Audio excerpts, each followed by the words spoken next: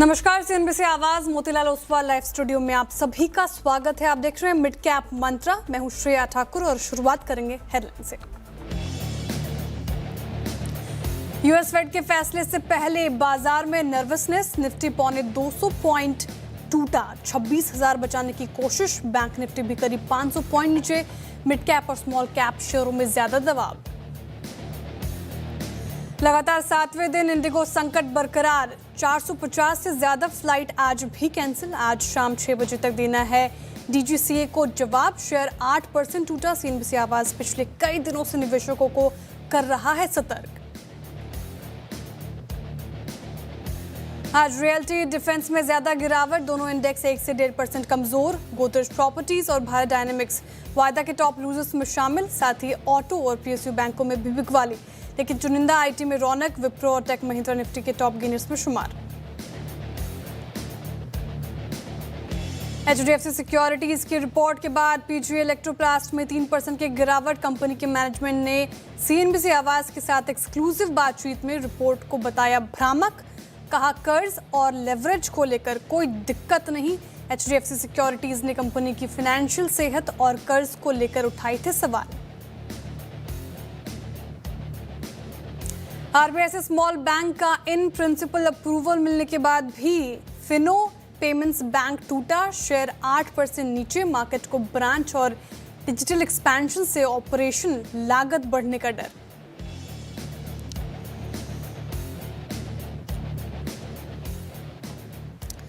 हफ्ते का पहला कारोबारी सत्र मार्केट काफी प्रेशर में नजर आएगा।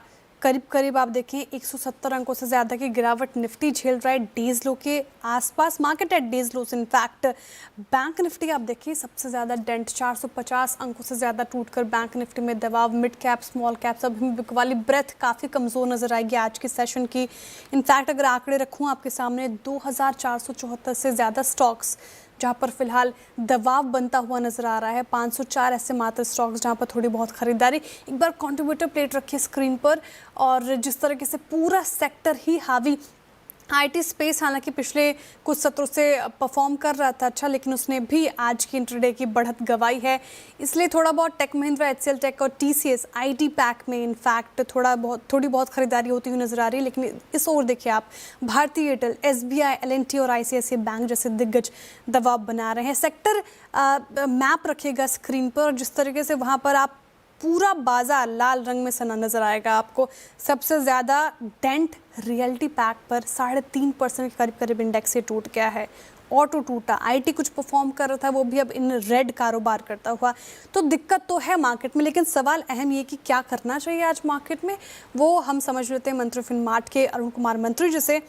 अरुण कुमार मंत्री जी, फ्राइडे की बढ़त हमने गवा दी, मूव ठीक ठाक था, लेकिन आज काफ़ी कमज़ोर नज़र आ रहा है बाजार। क्या अभी फ़िलहाल डरने की ज़रूरत लग रही है मार्केट में? जो लॉन्ग साइड बैठे हुए थे मार्केट में, उसको ज़रूर से यहाँ से निकल जाना है? क्या शॉर्ट साइड ट्रेड अभी फ़िलहाल निफ्टी और बैंक निफ्टी दे रहे हैं, या फिर अभी अवॉइड इंडिसेस? क्या स्ट्रैटेजी होनी चाहिए? देखिए श्रेया जी, गुड आफ्टरनून। मुझे लग रहा है निफ्टी साइडवेज है। निफ्टी अपने सपोर्ट्स के आसपास है, और एक प्रॉपर रेंज की बात करें तो 25,850, 25,900 का सपोर्ट है। ऊपर में 26,200 का रेजिस्टेंस है। तो इसी के बीच में निफ्टी ट्रेड कर रहा है। तो निफ्टी आप कह सकते हैं, अगर एग्रेसिव ट्रेडर्स है तो अगर नीचे आता है तो कॉन्ट्रा कॉल ले सकते हैं। बाकी अगर ब्रॉडली देखें तो निफ्टी में ऐसा कोई बड़ा ट्रेड निकल के आ नहीं रहा, एक रेंज में है।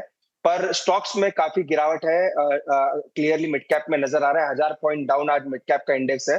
तो इंडेक्स अगर कोई देखेगा तो उतना पेन उनको नजर नहीं आएगा। 0.8, 0.9% इंडेक्स डाउन है। पर अगर आप स्टॉक्स देखते हैं या स्टॉक्स के चार्ट देखते हैं तो काफी गिरावट स्टॉक्स में आ रही है। जो स्टॉक्स अच्छे भी लग रहे होते हैं उनमें भी एक सेकंड हाफ में सेलिंग देखने को मिल रही है।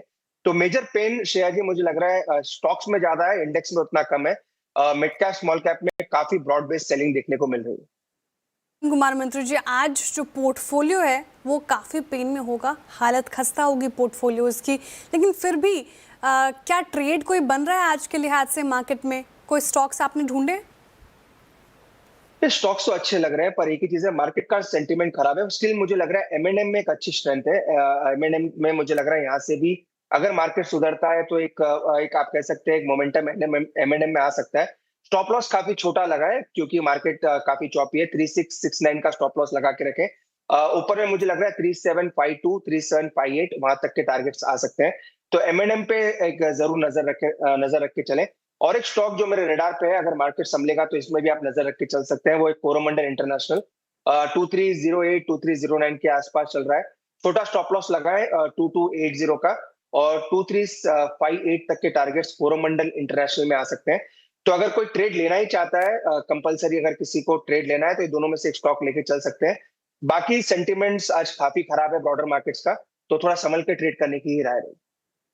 संभलने की ज़रूरत है मार्केट में। काफ़ी सेंटिमेंट ख़राब और चॉपी हो रहा मार्केट, लेकिन फिर भी अगर आपको स्टॉक स्पेसिफिक ट्रेड लेनी है तो महिंद्रा एंड महिंद्रा ये अच्छा लग रहा है। 3669 का स्टॉप लॉस मेंटेन करना है, 3572 तक की टारगेट एक्सपेक्टेड है।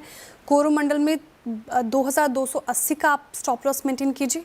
देखिए, खराब मूड माहौल में भी कोरोमंडल इन ग्रीन ट्रेड करने में कामयाब है, हालांकि 0.1% की तेज़ी ही है, और करीब करीब 2380 का आप टारगेट एक्सपेक्ट कर सकते हैं।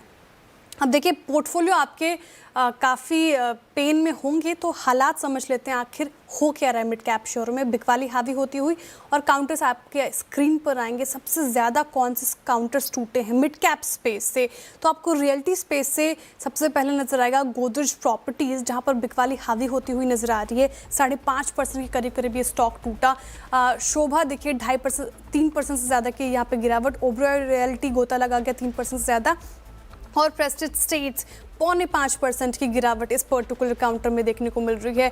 सरकारी बैंक भी पेन में है। यूनियन बैंक 3.5% से ज़्यादा की गिरावट। इंडियन बैंक टूट गया, और इनफैक्ट बैंक ऑफ इंडिया भी 3.5% गिरकर कर रहा है कारोबार।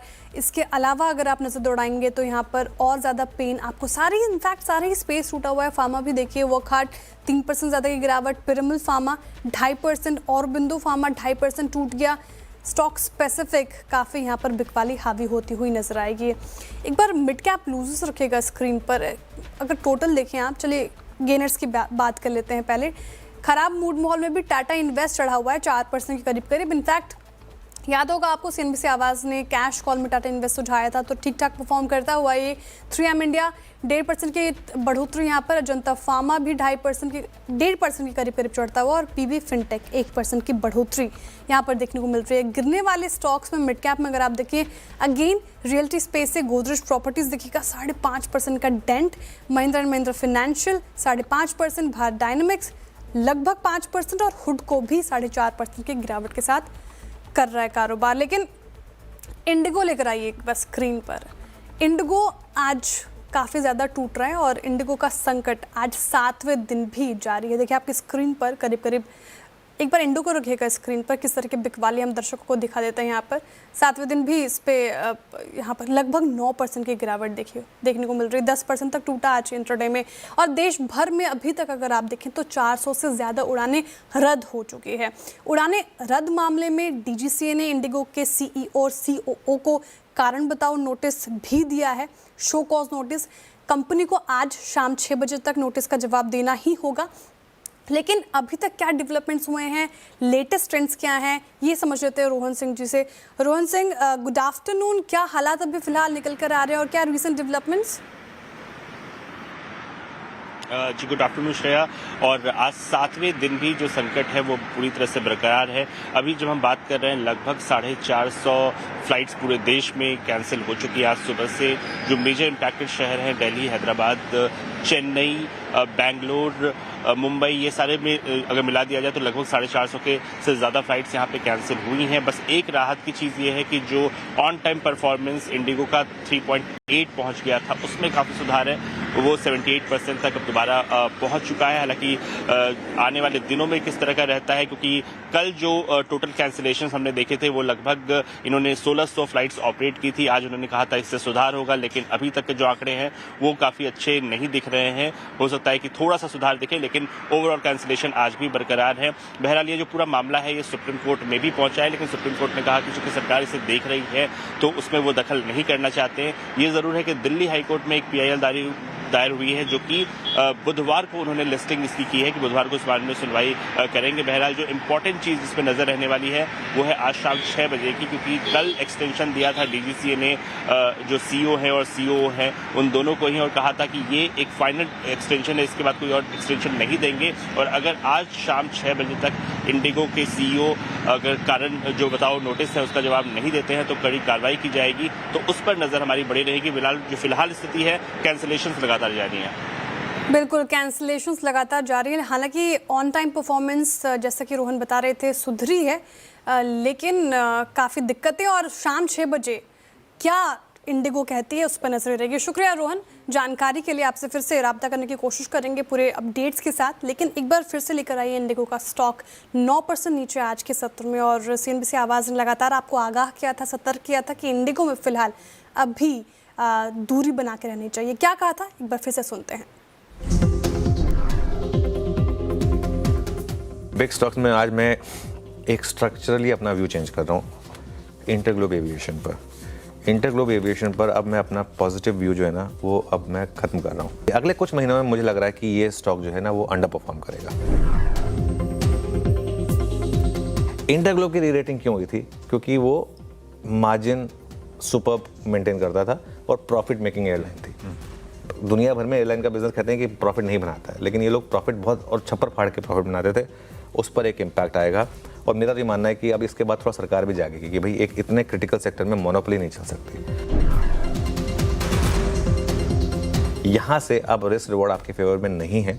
और इसके लिए जो मैं 1800 से एक पॉजिटिव व्यू रहा है मेरा, 3 गुना स्टॉक हुआ है वहाँ से। अब मुझे लग रहा है कि यहाँ से इंटरग्लोब पर अभी तो मैं पॉजिटिव नहीं होऊंगा। जिंदगी में पहली बार मैं इंडिगो पे नेगेटिव हुआ। पहली बार 1800 से हम पॉजिटिव थे, उसके बाद हमने एक कल व्यू लिया कि अब हम इंडिगो पे नेगेटिव हो रहे हैं। अगर इंडिगो को उतनी ही फ्लाइटें चलानी है तो उन्हें और क्रू हायर ही करना पड़ेगा और हायरिंग करनी ही पड़ेगी।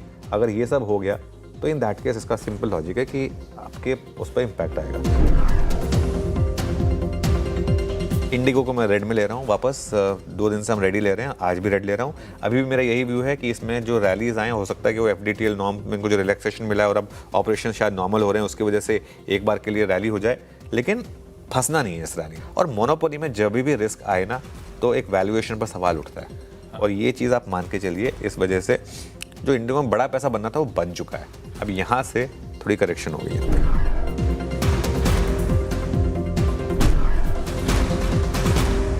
आप देख रहे हैं मिड कैप मंत्रा सीएनबीसी आवाज पर। और मार्केट में स्कैन कर रही थी ब्रेक में और कुछ भी इम्प्रूवमेंट नहीं है इनफैक्ट। और सबसे ज़्यादा जो स्टॉक टूटा, जो हम लगातार डिस्कस भी कर रहे हैं, इनफैक्ट पूरा space, that is realty space.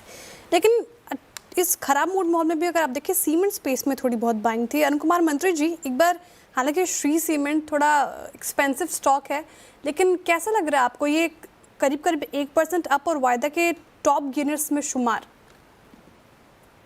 देखिए शायद ही ओवरऑल श्री सीमेंट की बात करें तो सपोर्ट पे है, 26,000 के आसपास एक सपोर्ट जरूर है।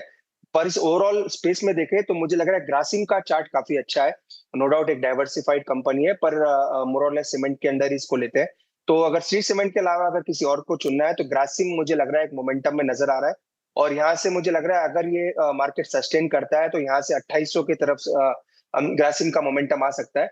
तो श्री सीमेंट चूंकि चार्ट नेगेटिव है तो वहां पे तो खरीदारी की सलाह नहीं रहेगी। फिर भी अगर कॉन्ट्रा प्ले करना चाहे तो ग्रासिम को लेकर चल सकते हैं। 2757 के आसपास चल रहा है, 2728 का स्टॉप लॉस लगा है। मुझे लग रहा है 2800 तक के टारगेट्स आ सकते हैं। दिक्कत एक ही है, मार्केट अगर सपोर्ट करेगा तो मुझे लग रहा है स्टॉक काफी अच्छा कर सकता है। हाँ ओके, तो श्री सीमेंट तो फिलहाल नहीं, लेकिन ग्रासिम आप देख सकते हैं। इनफैक्ट डालमिया भारत भी रखेगा स्क्रीन पर। ये भी नेगेटिव माहौल में करीब आपको 0.5% ज़्यादा की तेज़ी के साथ कारोबार करता हुआ नजर आएगा। डालमिया भारत आपके स्क्रीन पर 1996 के लेवल पर। चलिए अब बात करते हैं फिनो पेमेंट्स बैंक की। यहाँ पर काफ़ी गिरावट देखने को मिल रही है। इनफैक्ट पॉजिटिव रिपोर्ट थी, इन प्रिंसिपल अप्रूवल मिल गया स्मॉल फाइनेंस बैंक में कन्वर्ट होने के लिए, लेकिन फिर भी गिरावट क्यों है? ये गिरावट सवाल इंपॉर्टेंट ये समझ रहे थे यतिन जी से। यतिन जी, पॉजिटिव खबर के बावजूद स्टॉक 9% टूटा है आज के सत्र में, वजह क्या रही? देखिए, सबसे पहले अगर हम न्यूज़ की बात करें तो क्लियरली जो पेमेंट बैंक का लाइसेंस मिला है वो सेंटिमेंटल पॉजिटिव तो है ही, लेकिन अगर हम शॉर्ट टर्म की बात करें तो इसका अर्निंग्स पे इम्पैक्ट हो सकता है, क्योंकि जो ट्रांजिशन है पेमेंट बैंक से स्मॉल बैंक बनने का, तो जो कैपिटल एक्सपेंडिचर लगेगा, जो बहुत सारे ऑपरेटिंग एक्सपेंसेस होंगे, उसके कारण अर्निंग्स पे इम्पैक्ट आने की पूरी गुंजाइश है। इनफैक्ट स्टॉक कोई सस्ता नहीं है। अभी भी स्टॉक FY25 बेसिस पे 3.5 time price to book ratio पे ट्रेड करता है और डिजिटल और जो ब्रांच एक्सपेंशन कंपनी को आगे जाके लेनी होगी, क्योंकि वो स्मॉल फाइनेंस बैंक बनेंगे जिससे कॉस्ट ऑफ फंड्स घटेंगे, तो आपको ऑब्वियसली रिटेल प्रेजेंस करनी है, तो उसके वजह से शायद खर्चा आपको अगले 12 महीने बढ़ता हुआ नजर पड़ेगा। इनफैक्ट एमके ने आज इनके ऊपर एक रिपोर्ट निकाली है, खरीदारी की एडवाइस दी है। जो पहले इनका टारगेट था 300, ये बढ़ा के 330 किया है। लेकिन अगर हम उनके ऑपरेटिंग परफॉर्मेंस की बात करें तो एमके को लगता है कि FY26 में EPS में 26% की गिरावट हो सकती है और जो बिजनेस मॉडल है इससे शायद लेंडिंग बिजनेस और डिपॉजिट फ्रेंचाइज को एक बूस्ट मिले। लेकिन क्लियरली अच्छी न्यूज़ इस मार्केट में काम नहीं कर रही है, क्योंकि बाजार को शायद लगता है स्टॉक फुल्ली वैल्यूड है और कहीं ना कहीं आज बाजार का सेंटीमेंट भी थोड़ा खराब है।